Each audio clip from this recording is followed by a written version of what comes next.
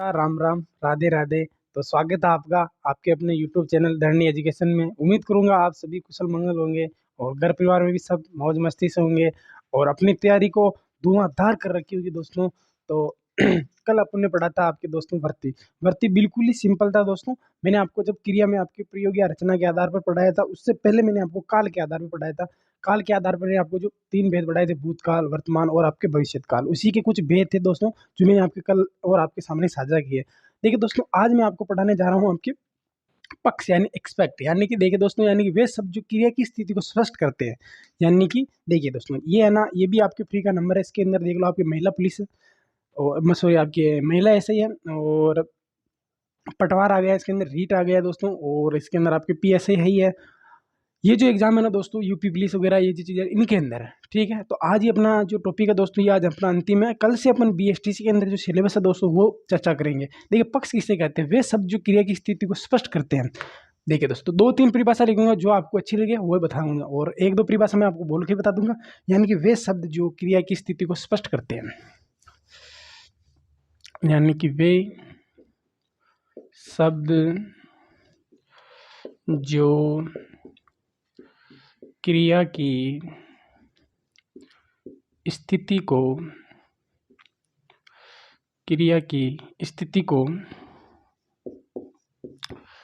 स्पष्ट करते हैं,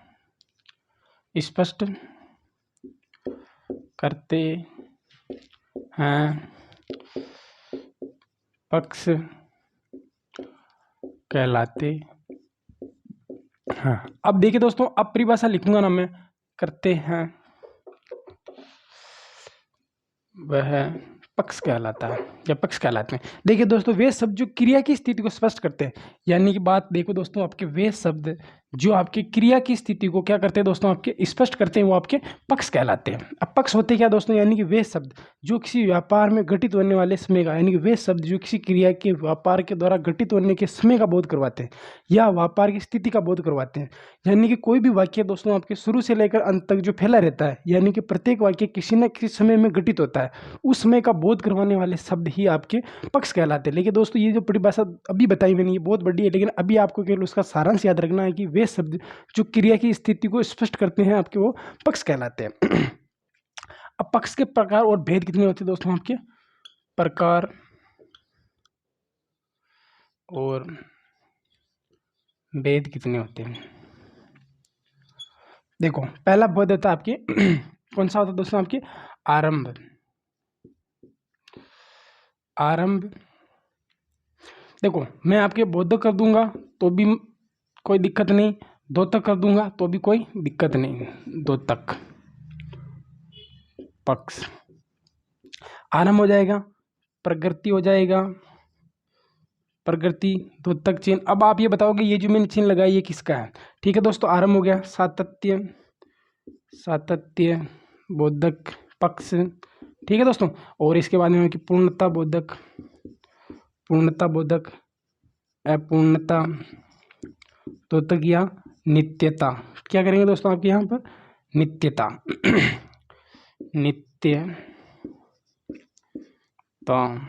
बोधक है ना। ठीक है दोस्तों, कितना हो गया दोस्तों आपके? नंबर 1।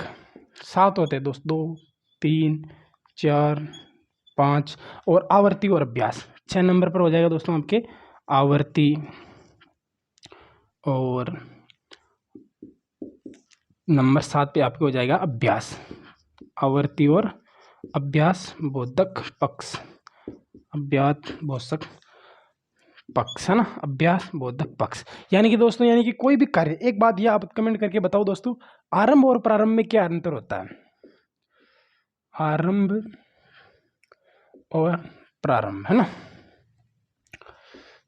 आरंभ और प्रारंभ में आपके युग्म शब्द है दोस्तों, बीएसटीसी हो चाहे कहीं से भी हो आप, है ना। इसका अर्थ आप मुझे कमेंट कर में जरूर बताओगे, आरंभ और प्रारंभ का अर्थ क्या होता है।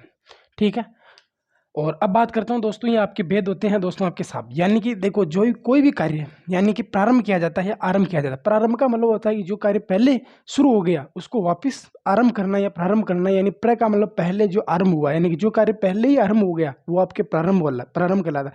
जैसे कि मैं गया तब तक तो प्रार्थना प्रारंभ हो चुकी थी। ठीक है दोस्तों।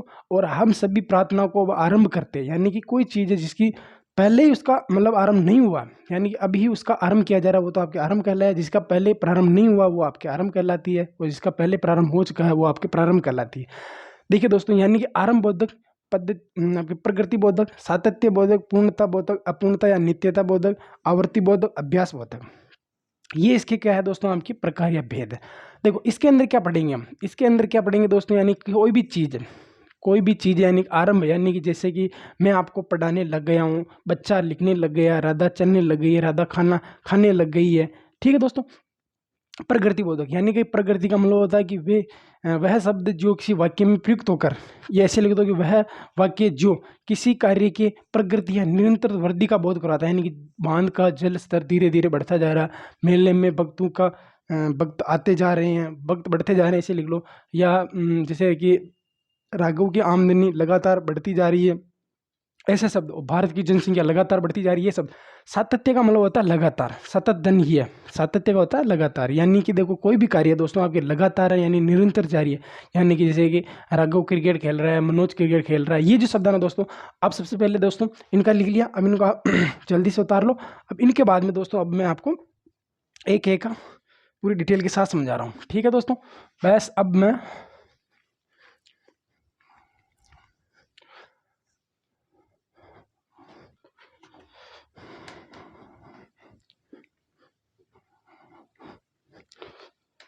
नंबर एक हेडिंग गई दोस्तों, आरंभ, यानी कि वह वाक्य जो किसी कार्य के आरंभ होने का बोध करवाता है। ठीक है दोस्तों। नंबर एक, आरंभ बोधक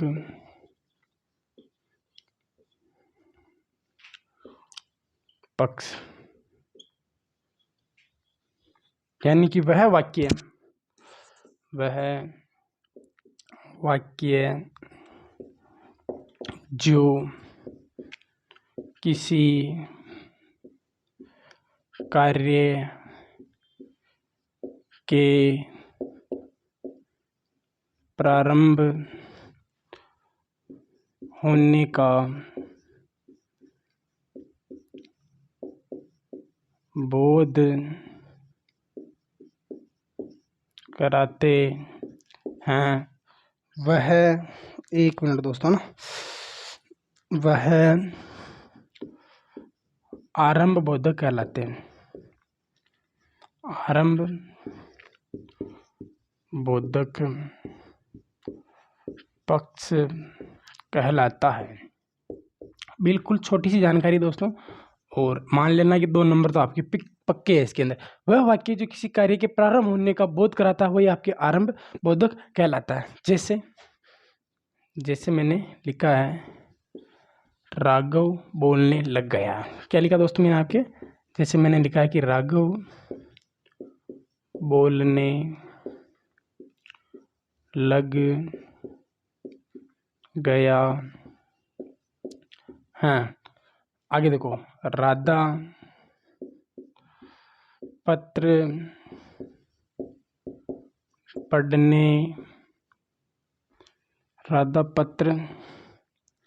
पढ़ने लग गई है।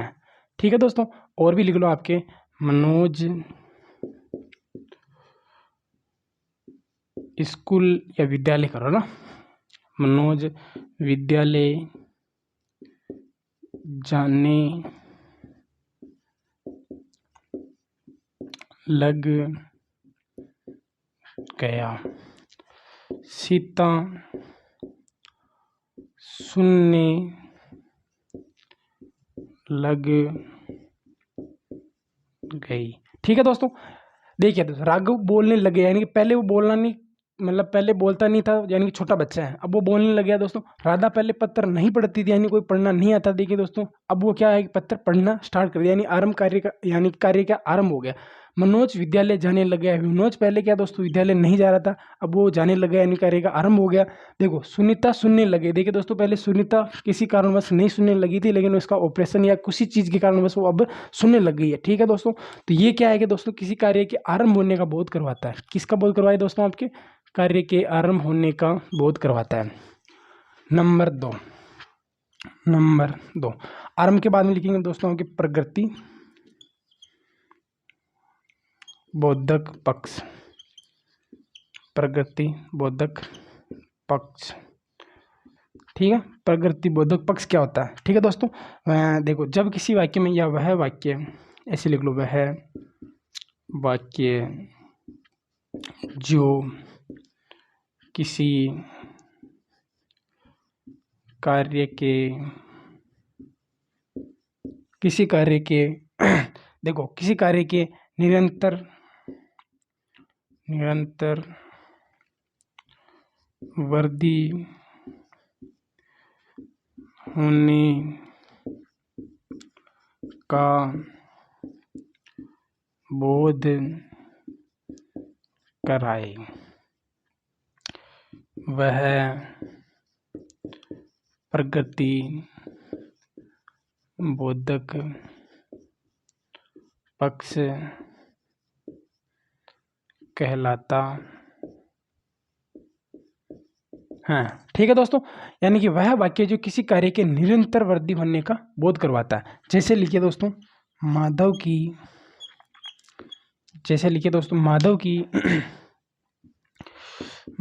की आय धीरे धीरे वृद्धि कर रही है। ठीक है दोस्तों, भारत की अभी नंबर 1 पे है दोस्तों ना, भारत की जनसंख्या लगातार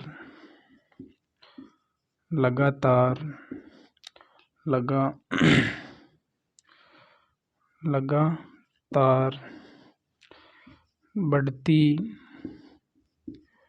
जा रही है।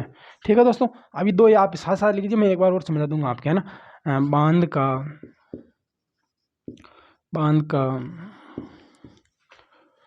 बांध का जल स्तर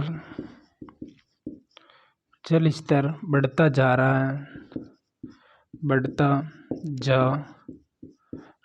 है। ठीक है, और लिख दीजिए, भारत की आमदनी बढ़ती जा रही है, जनसंख्या वृद्धि होती जा रही है। मेले में लोग आते जा रहे हैं। ठीक है दोस्तों, यानी कि वाक्य में निरंतर वृद्धि का बोध करवा रहा है। देखिए दोस्तों, पहला वाक्य देखिए, माधव की जो आय है दोस्तों वो धीरे धीरे क्या हो रही है दोस्तों, आपकी वृद्धि कर रही है। भारत की जनसंख्या लगातार बढ़ती जा रही है। बांध का जो जल स्तर है दोस्तों वो लगातार बढ़ता जा रहा है, यानी कि वृद्धि हो रही है। ठीक है दोस्तों, मेले में जो लोग है दोस्तों वो आते जा रहे हैं, यानी कि जनसंख्या बढ़ती जा रही है। देखिए दोस्तों, आपके 2 नंबर 3 नंबर ही हो गए। अब मैं आपको करवा देता हूँ दोस्तों आपके सातत्य बोधक। क्या करवा देता हूँ दोस्तों मैं आपके सातत्य बोधक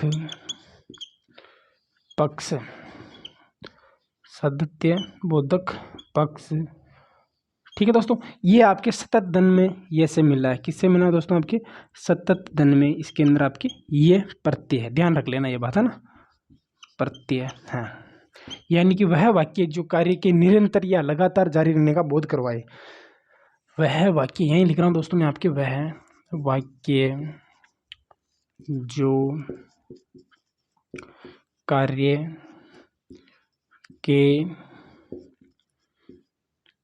के जारी रहने का बोध कराए, इतना ही लिख लो ना, जारी रहने का बोध कराए। ठीक है दोस्तों, वह वाक्य जो कार्य के जारी रहने का बोध करवाए। ठीक है दोस्तों, यानी कार्य है दोस्तों उसको जारी रहने का बोध करवा रहा है। अब मैं इसके जैसे उदाहरण लिख रहा हूँ, है ना, जैसे उदाहरण लिख रहा हूँ। जैसे मैंने लिखा है कि मनोज क्रिकेट खेल रहा है, मनोज क्रिकेट खेल रहा है। राधा चाय बना रही है, राधा चाय बना रही है। ठीक है, पिताजी पिताजी घर की ओर आ रहे हैं। ठीक है दोस्तों, मनोज क्रिकेट खेल रहा है, यानी कि वर्तमान स्थिति का बोध करा रहा है, जारी समय का बोध करा रहा है दोस्तों, यानी सातत्य का मतलब होता है दोस्तों कि लगातार। यहाँ पर लिख देता हूँ मैं दोस्तों आपके सातत्य का अर्थ भी लिख दूँ तो मैं आपके दोस्तों सतत धन्य यही का अर्थ होता है आपके लगातार, कार्य दोस्तों आपके लगातार जारी है। ठीक है दोस्तों, यानी कि वह वाक्य जो कार्य के जारी रहने का बोध करवाए। देखो मनोज क्रिकेट खेल रहा है, आगे देखो राधा चाय बना रही है, देखो पिताजी कार्यालय की ओर मतलब पिताजी घर की ओर आ रहे हैं। ठीक है दोस्तों, तो एक बार आप यहाँ तक बताना मेरे को, हेलो यहाँ तक पूरा दिख रहा कि नहीं दिख रहा लिखा हुआ? ठीक है, तो अब देखिए दोस्तों तीन तो हो गए अपने ना, अपने हो गए आपके सातत्य। अब मैं करवा देता हूँ कि पूर्णता बोधक है ना, नंबर 4 पूर्णता बोधक, बिल्कुल ईजी है दोस्तों यार, फ्री के नंबर है। एक बार अगर आपने इसको पढ़ लिया समझ लिया बस फ्री। हिंदी व्याकरण में कुछ ऐसे टॉपिक है ना दोस्तों, बिल्कुल इजी सिलेबस है ना, और इसमें आप पूरे से पूरे नंबर इसलिए ला सकते हो क्योंकि दोस्तों एक बार पढ़ लिया समझ लिया, बस बार बार इनको रिवाइज कर लो। 10 दिन में 15 दिन में जब भी आपको टाइम मिले तब आप इनका रिवाइज कर लो, अपना काम हो जाएगा। कुछ ज़्यादा चीज़ है नहीं, बस एक बार समझने की ज़रूरत है। अभी मैं जैसे बिल्कुल डिटेल से समझा रहा हूँ दोस्तों, वैसे अगर आपने समझ लिया ठीक है, और साथ के साथ नोट्स बना लिए, जो मैं लिख रहा हूँ दोस्तों वो का वो छाप लो आप तो, और जब आपने प्रश्नोत्तरी होगी तब हर चीज़ वापस मैं खोल के रख दूंगा आपके सामने ना। अब रह जाते हैं आपकी पूर्णता बोधक, अपूर्णता या नित्यता बोधक, आवृत्ति और अभ्यास। ठीक है दोस्तों, जैसा इनका नाम है दोस्तों वैसा इनका काम है। ठीक है, नंबर 4 3 हो गए दोस्तों आपके, नंबर 4 पे कर देता हूँ मैं आपके पूर्णता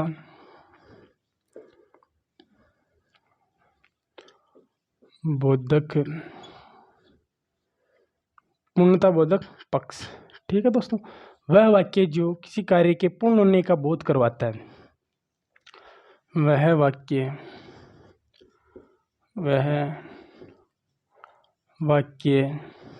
जो किसी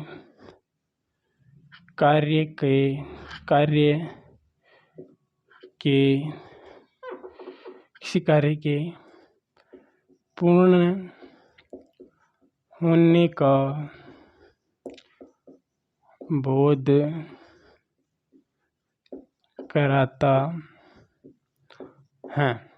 ठीक है दोस्तों, इतना ही लिख लो, वह वाक्य जो किसी कार्य के पूर्ण होने का बोध करवा रहा है, यानी कि जैसे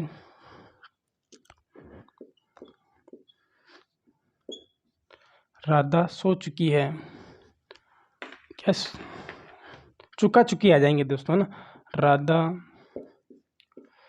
सो चुकी है, राघव जा चुका है,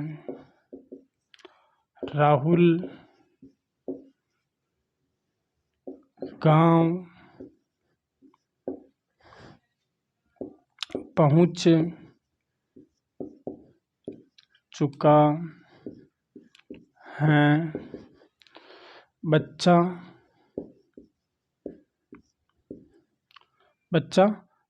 लिख लो खेल चुका है।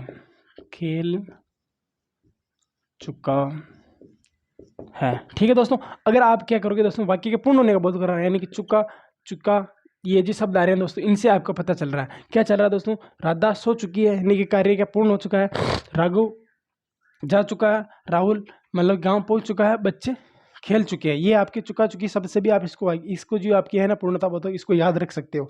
अब नंबर आता है आपके दोस्तों 5, अपूर्णता या नित्यता बोधक। क्या नाम आता है दोस्तों आपके 5 नंबर, अपूर्णता बोधक, या इसे कर लो इसको आपके नित्यता बोधक है ना, नित्यता बोधक पक्ष। क्या कह रहा है दोस्तों आपके, वह वाक्य जो किसी कार्य के पूर्ण होने का बोध न कराए तथा उसके लगातार जारी रहने का बोध कराए। क्या कराए दोस्तों, वह वाक्य जो कार्य के अपूर्ण होने का बोध कराए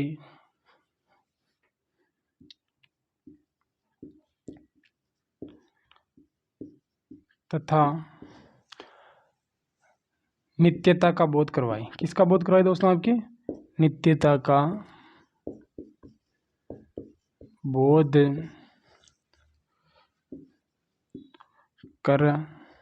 कराता हो। ठीक है दोस्तों, देखिए वह वाक्य जो कार्य के अपूर्ण होने का बोध करवाए तथा नित्यता का बोध कराए, यानी कि वह कार्य आपके परमानेंट बना रहे दोस्तों। जैसे उदाहरण के माध्यम से आपको बहुत ज़्यादा समझ में आ जाएगा। देखो, राहुल वकील है, राहुल वकील हैं, पिताजी कृषक हैं, माताजी गृहिणी हैं। ठीक है दोस्तों, अब देखिए दोस्तों, मैंने आपके 3 वाक्य लिखे, इससे समझ आओगे। राहुल क्या है दोस्तों? आपके वकील है, यानी कि वकील आज भी है, कल भी है, परसों भी रहेगा, यानी परमानेंट रहेगा, यानी अपूर्णता का बोध करवा रहा। पिताजी कृषक है दोस्तों, आज भी पिताजी किसान थे, कल भी पिताजी किसान थे और कल भी पिताजी किसान ही रहेंगे। माताजी गृहिणी आज भी है, कल भी थी और कल भी रहेगी। ठीक है दोस्तों, और एक बात और लिख लो इसमें, यानी कि सूर्य, ऐसे लिख लो, तारे रात को टिमटिमाते हैं ना, तारे, या इसको आप तो इतना ही रहने दो, है ना। अब बात करते हैं दोस्तों आपके नंबर 6, या ऐसा लिखना चाहो तो लिख लो दोस्तों, रात को तारे टिमटिमाते हैं ना, रात को, बहुत अच्छा उदाहरण दोस्तों, रात को तारे टिम, ये दोस्तों आपके आगे आएगा ना, बिल्कुल ये आपके आगे आएगा। अभी तो केवल आप 3 यही लिख लीजिए दोस्तों। और अब बात करते हैं अपूर्णता बोधक के बाद में आपके नंबर 6 आ जाता है दोस्तों आपके आवर्ती बोधक, आवर्ती बोधक पक्ष, यानी कि बार बार कार्य के होने का बोध हो, वह वाक्य जो किसी कार्य के बार बार होने का बोध करवाता है। ऐसे लिख लो दोस्तों आपके, वह वाक्य जो किसी कार्य के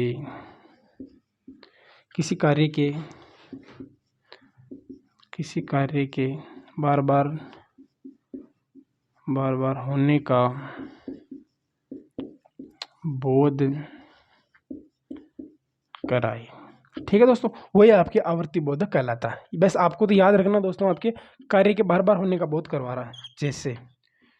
जैसे मैंने लिखा है दोस्तों आपके, वही उदाहरण लिखिए दोस्तों, रात को तारे टिमटिमाते हैं, रात को तारे टिमटिमाते हैं,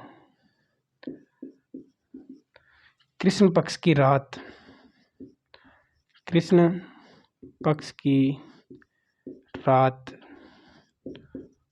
काली होती है। ठीक है दोस्तों, कृष्ण पक्ष की रात काली होती है। और दादाजी प्रातःकाल घूमने जाते हैं। ठीक है दोस्तों, समझिए दोस्तों, रात को तारे टिमटिमाते, यानी कि क्या दोस्तों आपके आवर्ती हो रही है, यानी कि एक रात को भी टिमटिमाएंगे, दूसरी रात को भी टिमटिमाएंगे, तीसरी रात को टिमटिमाएंगे, यानी कार्य क्या है दोस्तों आपके बार बार होएगा तो आपके किस में आएगा दोस्तों? आवर्ती में आएगा। यानी कृष्ण पक्ष की रात काली होती है। कृष्ण पक्ष की रात कैसी होती है दोस्तों? आपके काली होती है। देखो, दादाजी प्रातःकाल घूमने जाते हैं, यानी कि रोज आएंगे वो दोस्तों। और नंबर 7, बिल्कुल दोस्तों फ्री कर रहा हूँ मैं आपके, ज़्यादा टाइम ही नहीं हुआ। आवृत्ति के बाद में दोस्तों ज़्यादा आपके अभ्यास, क्या जाता है दोस्तों आपके? अभ्यास बोधक पक्ष, अभ्यास बोधक पक्ष, यानी कि वह वाक्य, यहाँ लिख रहा हूँ परिभाषा थोड़ी ऊपर, वह वाक्य जो किसी कार्य के बार बार बार बार नहीं, अभ्यास होने किसी कार्य के अभ्यास का बोध करवाई, अभ्यास का बोध कराता है। इतना आगे लिखिए दोस्तों, बस वह वाक्य जो किसी कार्य के अभ्यास का बोध करवाता है। जैसे जैसे जैसे कैसे दोस्तों, है ना।